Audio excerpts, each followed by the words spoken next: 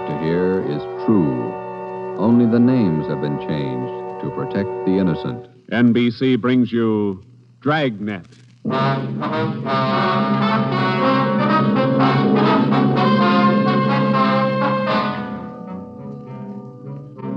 You're a detective sergeant. You're assigned to robbery detail.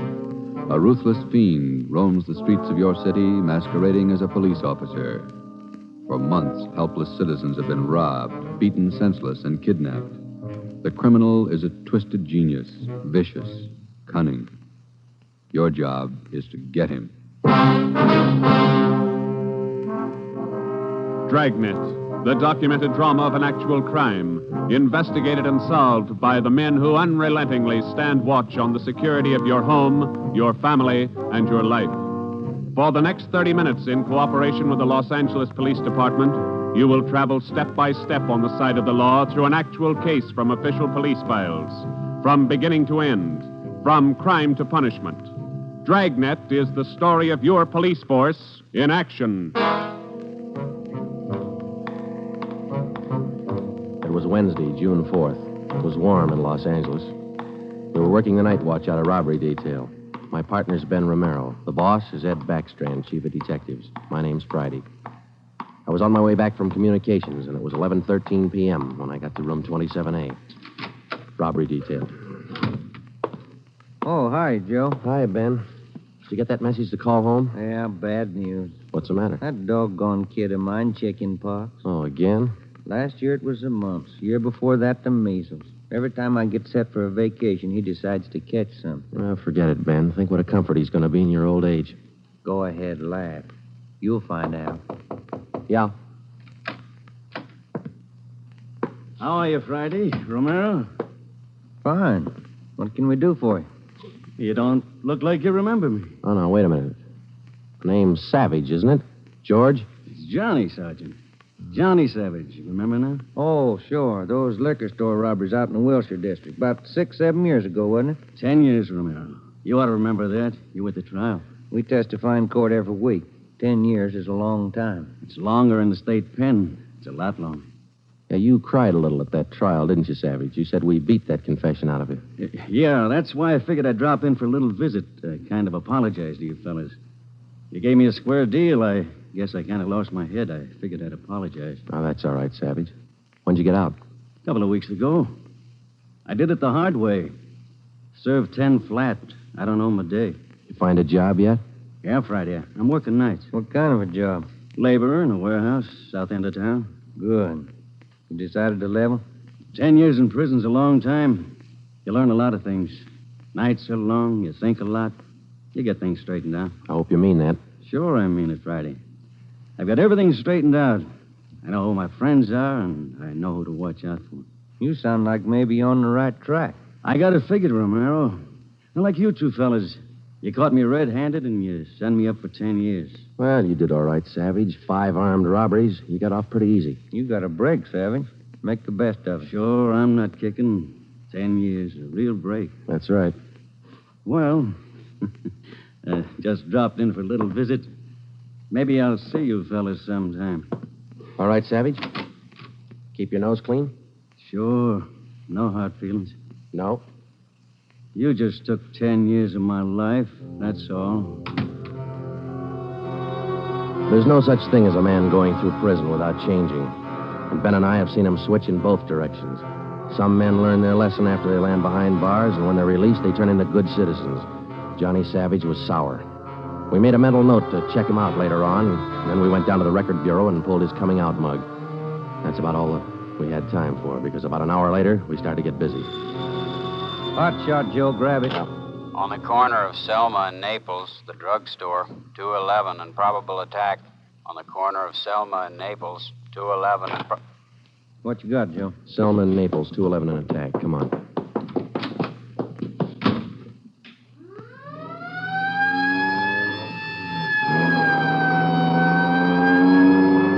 Here we are, Joe. Over there on the four corners. Yeah. All right. Come on. We got the story from the victim, the store owner, Mr. Thomas. For the most part, it was the usual rundown of an early morning holdup. There was only one exception. Oh, I've had young hoodlums try to hold me up before, but there was nothing like this one. How you mean, Mr. Thomas? Well, he came in here just before closing, and ordinarily I'd have kept an eye out because that's the time to look for him. But this fella came to the door and said he was a policeman, so I let him in. He looked like a cop. Barged right up to me and the wife behind the counter and pointed a gun. And she screamed, and he hit her in the face with the butt of the gun. Sergeant, it was horrible. That's the way it started, and that's the way it kept going. Because most of the victims and most people don't realize that as a citizen, they have the right to check on police officers' identification when in doubt. After we got the story from Mr. Thomas and checked the store in the neighborhood, Ben and I headed back for the office. Attention, all units. At the end of North Baxter Road near Hillcrest, victim of 211 and slugging. Car 7172, take the call. Code 3. Attention, all That's units. 4 blocks away from the last one. Let's roll on it, huh, Ben? Right, I'll hit the siren. You get the light.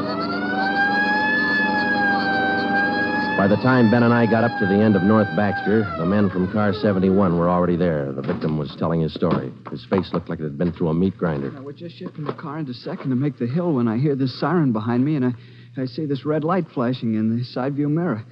Well, naturally, I pulled over to the curb, and I was just reaching for my driver's license when the cop runs up, yanks me out of the car, and starts clubbing me in the face with the butt of his gun. Did you get a look at him? Think you can describe him? No, I'm afraid not. He swung me around and kept me staring into that red light on his car all the time he was beating me. After a while, everything just went black. When I woke up, my wallet was gone, all my money's... 45 minutes later, Ben and I were interviewing the third victim, a young housewife out in the Wilshire district. Same trademark. I tried to tell him, Sergeant. I tried to tell him I didn't have any money, but he wouldn't listen. He kept holding me by the throat and beating me with his fist like he enjoyed it. Beating me. Yeah, all right, Mrs. Jameson. Could you tell us how he got in the house? He came in the front door and rang the bell. I opened the door, but I left the burglar chain on. He said he was a policeman. So when he demanded I open the door all the way, I did. Then he grabbed me. And you can't describe the man for us, Miss Jameson? He was tall, and he had dark hair and big hands. That's all. It was like a nightmare. A horrible nightmare.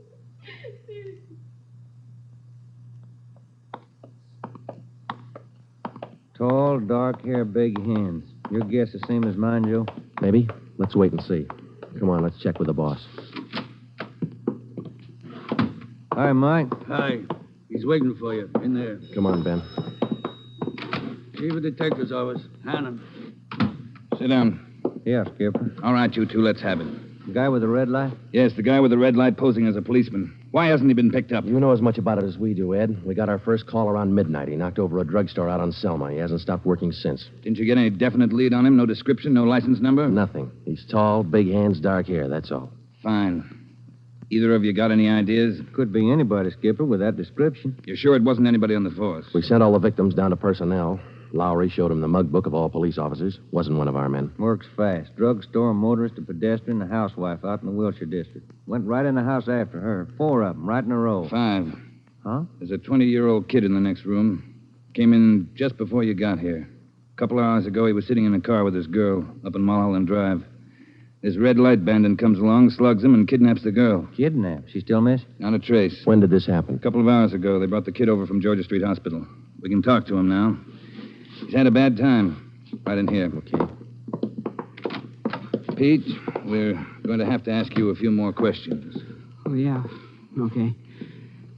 It feels a little better now. This is Sergeant Friday and Sergeant Romero. Hi, Pete. Hi. Can you tell us what time the trouble started?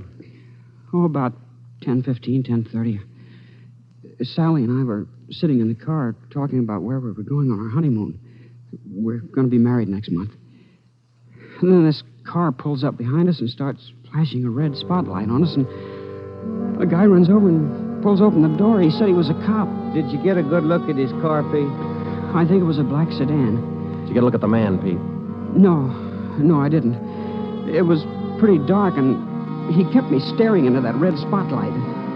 It all happened so fast. Then he started slugging me, and I went down. What happened then? Well, the next thing I knew, Sally was screaming.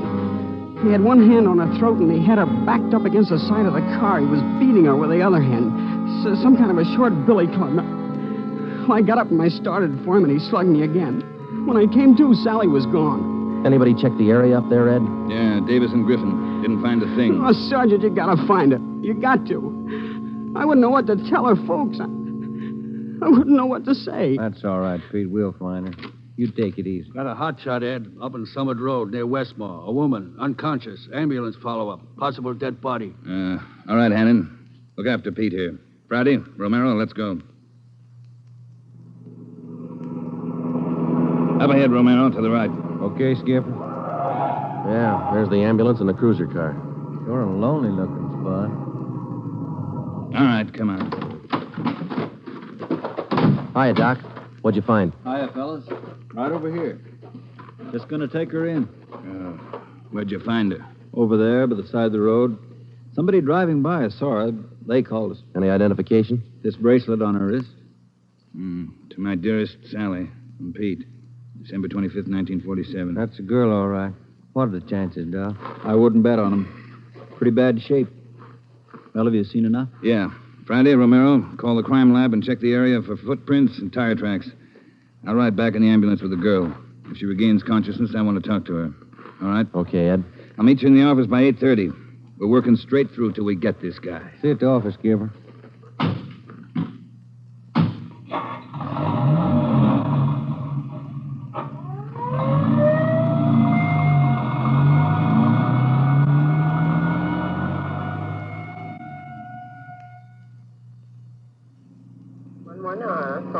What time you got, Ben? 7 minutes to 4. Long night. Hey, that car up there ahead. Let's take a look at it, huh? Black sedan. Hey, look, he's flashing a red spot on that convertible. Come on.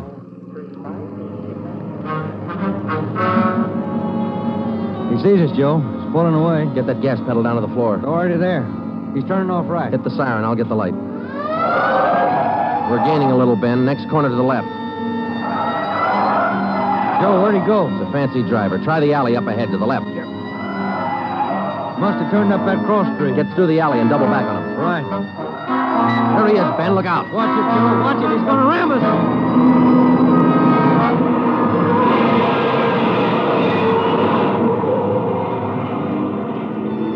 We got hit just in front of the rear bumper. Our car was forced into the curbing and it turned over. He was real lucky. He kept right on going. But this time, Ben and I were sharing the luck.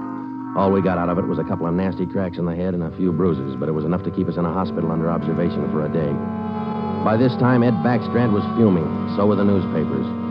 During the day we spent in the hospital, the Red Light Bandit went on a real blitz.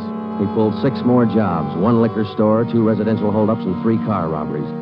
5 of the 6 victims were slugged and beaten. Davis and Griffin had taken over for Ben and me, and by the time we got back on the job, they'd built up a lead for us. We've been working with Wilkerson up in auto theft, Joe. He's used 4 stolen cars already. We got the makes and numbers on each one of them. How about the dark sedan he was driving when he rammed us? The boys picked it up this morning out on Sepulveda. We're checking it for prints now. Oh, that's fine, Dave. You got any description on the guy yet? No luck there, Joe. He works too fast. Nothing at all? The same as you had. Tall, black hair, big hands. Loves to use them. Friday, Romero, got a minute? Okay, Skipper. Check you later, Hyundai. Sure thing, boys. Sit down. How do you feel? Pretty fair, Ed. Little stiff here and there. All right, did Davis fill you in? Up to date. Okay, I just called the doctor who's handling Sally Wilder, Pete's girlfriend, you remember? Oh, yeah. She's been in pretty bad shape since we found her up there on Summit Road. This morning she took a turn for the better. She's conscious, and her doctor thinks she might be able to talk to us a little bit. Good. When? About an hour. I cleared it with the doctor and with her family. You'll only be able to stay a couple of minutes, so make the most of them. That's all. All right, Ed. We'll check with you later. Say, Joe, Ben, here's some mail came for you fellas while you were gone. Oh, thank you, Mike. We're going over to the county hospital. We ought to be back in a couple hours. Okay. Say, there's been a couple of phone calls, too. Yeah, anything important? I don't think so. The guy just called to say hello. Said his name was Johnny Savage. He just called to say hello. I presume you men are aware of the girl's critical condition. Yeah, that's right, Dr. Froman. We saw her before she was taken here at the hospital. Yes. You understand, of course, that you'll be able to see her for only a few minutes, and please try your best not to excite her, huh? Right, Doctor.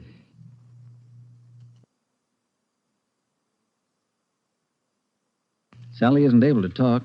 Bad mouth and face injuries. So your questions will have to be answered simply yes or no and nod of the head. Okay, we got you. We only have a few questions, and we want to know if she can identify the man who beat her from these pictures we've got here. All right, Sergeant. This way, please. Thank you.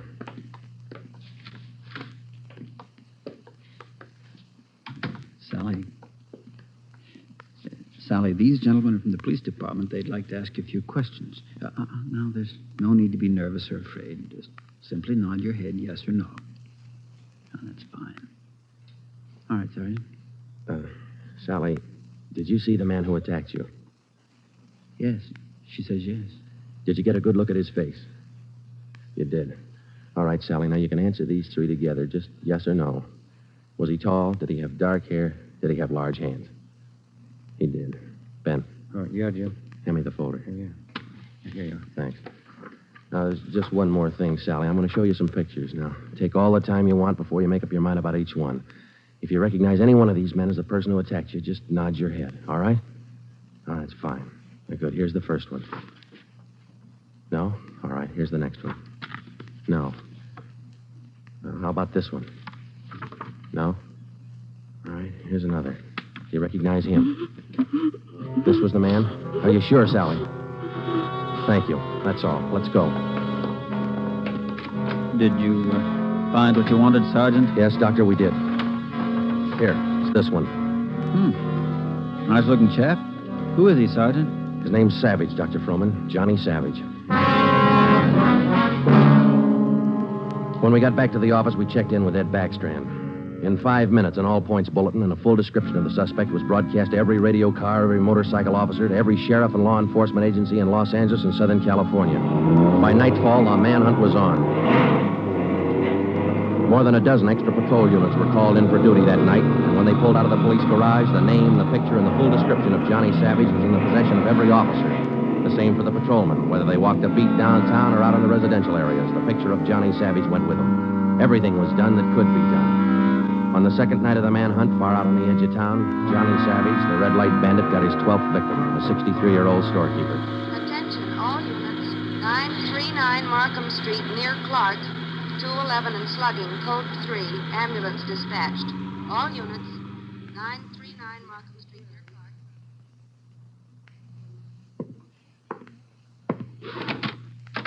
Here it is, Skipper. Tie-in. What'd you get? Wilkerson lifted the prints off that black sedan that rammed Joe and me. Yeah? They belong to Johnny Savage. Yeah, good. That storekeeper last night. It is Savage, all right. Victim identified him from his mug. All right. We got enough of this Savage guy to put him on ice for life. All we have to do now is to get him. Now, look, the way we figure it, Ed, this red light bandit is using stolen cars with cold plates, so there's no way of tracking down the cars at regular commercial garages. He's got to be renting private garages someplace around town. All right, let's get the neighborhood patrolman on the job. Advertise it. All over town. It's a city ordinance, isn't it? People who rent private garages are bound by law to register the car and license number with the police. Start a campaign if you want, but find those cars. Right. Yeah, wait a minute. Hello, Backstrand. Yeah? When? I see. Yeah, thanks. What is it, Ed? It was the hospital. About the girl, Sally. Sally Wilder? What about her? She died 5 minutes ago. That night, everybody went back on the job as usual. The cruiser cars, the patrolmen, the motorcycle officers, and about a dozen decoy cars. Armed policewomen riding alone in cars or parked in lonely spots with a police officer escort. Our car, 80K, was still in the garage for repairs, so they assigned us another one. And we started to make the rounds. Everything was usual. Except one thing. We weren't tracking down just a thief anymore or a sadist who liked to beat people's faces in. We were out to get a murderer. It was a perfect night for the suspect. Dark, no moon. I gave Ben 2-to-1 odds, and I put up $5 that we'd get Savage that night. I lost the $5. We cruised until 7 the next morning, but there wasn't even a nibble. We had breakfast at the Federal Cafe, a little restaurant down the street from the city hall, and it was about 8:15 when we got back to the office. We were pretty tired. Robber detail, Romero. I would like to speak to Sergeant Friday. Just a minute. It's for you, Joe. Okay, thanks. Friday talking. Sergeant Friday, I want to talk to you. Well, I'm listening. Go ahead. I mean, I want to talk to you in person as soon as possible. Can't you tell me over the phone? What is it? I cannot tell you over the phone. It is very important. Can you come now? Well, now, look, mister, I'm awful sorry, but we're very busy down 554 Ramona Avenue. Can you come now? Well, what's this all about? Who is this speaking? My name is Carl Savage. My son's name is John.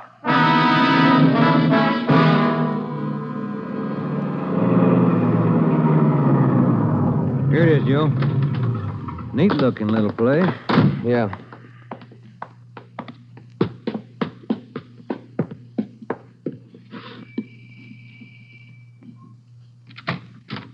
Yeah? I'm Sergeant Friday. You Mr. Savage? Yeah, come in. Okay. This is my partner, Sergeant Romero. How do you do? I will be brief, gentlemen. I am the father of John Savage. I wish for you to catch him. I will help you. I noticed the name on the mailbox outside, Mr. Savage. Changed your name lately? I changed my name 10 years ago when John first got into trouble. My own name I had to change. The shame. Always from him, my son. Shame. Mr. Savage, has your son been home since he got out of prison? Yeah, many times to ask for money. I would not give him any, so he struck me. Last night I read in the newspaper the little girl he beat up. She is dead. Then I make up my mind. Do you know where your son is now, Mr. Savage? Not now, no. But our garage has a car in there. It is not his, I know. Also in the garage, I find many license plates. I find spotlights with red glass lens. But you don't have any idea where we could find him. No, but he will come back. He always comes back for money. We're going to station an officer here in the house, Mr. Savage. Anything you want, if it will catch him. He's bad, Sergeant. Like something poison. All through, he's bad. See a sewing basket over there, Mr. Savage. The wife live here with you? 10 days ago, before this starts, I bury Gertrude, my wife, his mother. Sergeant, for 10 years she is sick, but for 10 years she stays alive to see him from prison. 10 days ago, she died. He did not even come to the funeral. Does your son have any idea that you might call us? No, I don't think so. But when you catch him, give me a gun. With my own 2 hands, I will kill him. Johnny Savage. Before we left, we called Ed Backstrand and we brought him up to date. He sent 3 detectives out to relieve us, Davis, Griffin, and Marsh. We told them to keep an eye on the house and the stolen car in the garage. That night after dinner, Ed Backstrand, Ben, and I went out and relieved them. We parked the cruiser car in the garage next door, and then we took up our posts. Carl Savage had a light supper, and then he went to bed about 9. The 3 of us sat at the front windows in the darkened house, and we waited. Ben kept his eye on the garage. Outside, across the city, the manhunt continued as usual. 3 hours went by. The waiting got monotonous. Friday, Romero, look alive, will you? Oh, yes, Skipper. I'm sorry. That clock's enough to put anybody to sleep. What time you got? 12:23 a.m. Thanks. The clock kept ticking. We were tired. We took turns keeping each other awake. At 10 minutes past 2, I looked at my watch, and then I settled back and tried to find some kind of a comfortable position. They started so faintly, it was just like the ticking of the clock. Same rhythm. And then they came closer, and the sounds got out of rhythm. Backstrand's head came up with a snap. Friday, Romero, you hear that? Yeah, Ed. Get up to the window once the curtains. You see anything? Yeah. Yeah, somebody's coming. Savage? Can't tell. Wait a minute, he's slowing down. He's going up the driveway to the garage. He's going inside. That's him. Come on. Watch it, he spotted us. He went over that fence into the yard. There he is, Friday. You hit him, Joe? Maybe. Yeah, he's going for the street. He's headed for that car, Ed, that sedan up on the corner there. Yeah, Romero, go back and get the car. Right, Skipper.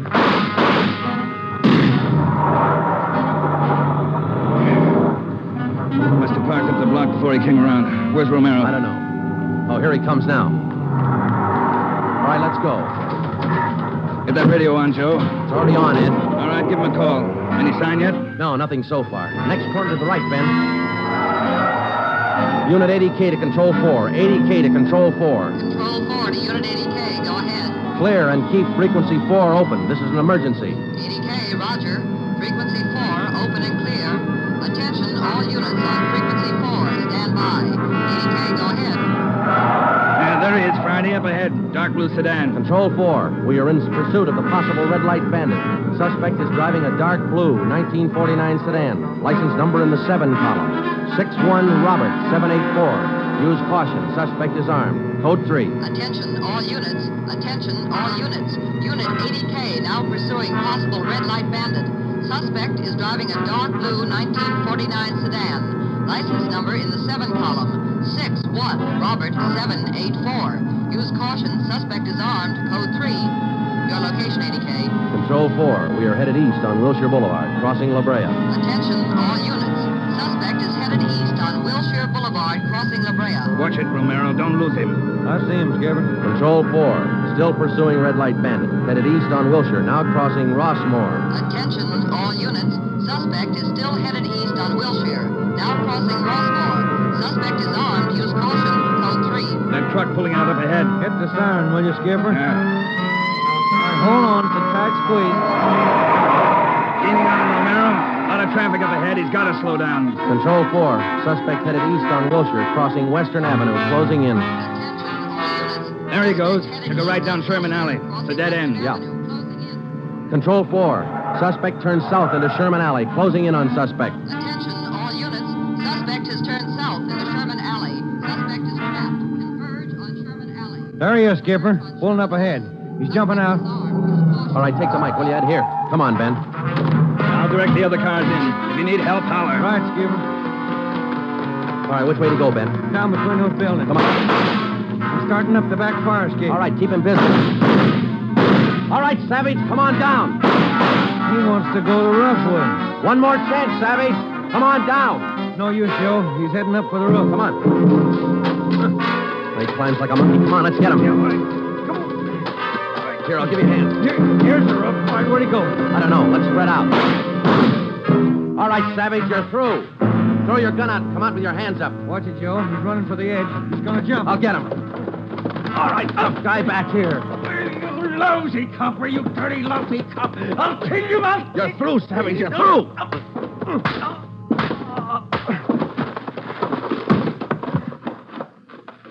Good, Joe. Yeah. Throw the cuffs on, will you? Yeah, you just betcha.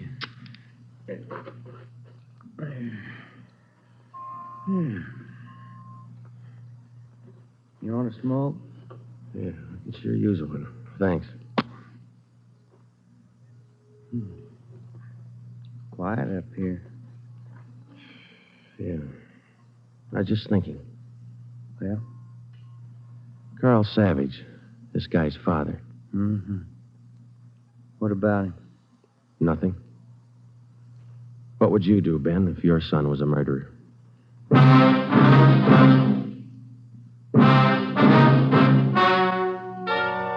The story you have just heard is true.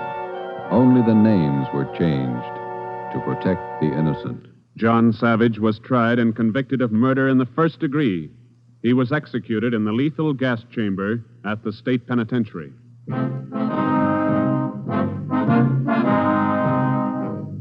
You have just heard the sixth in a new series of authentic cases from official files. Technical advice for Dragnet is furnished by the Los Angeles Police Department. Tonight's program is dedicated to Patrol Officer Robert Steele of the Montana State Highway Patrol, who on the morning of November 2nd, 1947, gave his life so that yours might be more secure.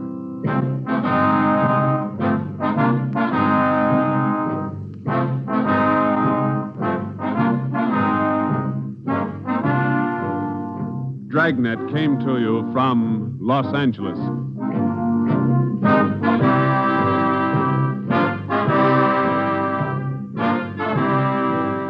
This is NBC, the national broadcasting company.